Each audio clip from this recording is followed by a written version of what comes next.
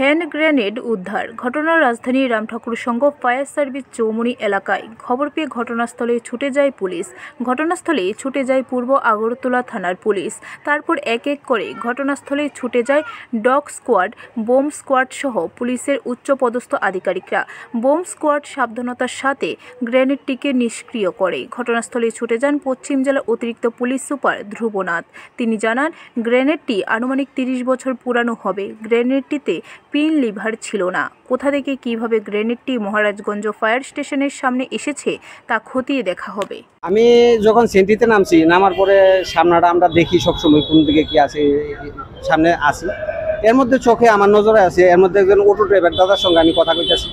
এমন সময় দেখেছি না, আমি ভাবলাম যে জিনিসটা তো একটু অন্যরকম মনে হইতেছে। সঙ্গে সঙ্গে আমি ইস্টপিএসে কল করছি, যদিও স্যারে হয়তো বা ব্যস্ত, রিসিভ করতে পারছে না। আউটপোস্টে আমি জানাইছি। ব্যুরো রিপোর্ট, খবর ত্রিপুরা।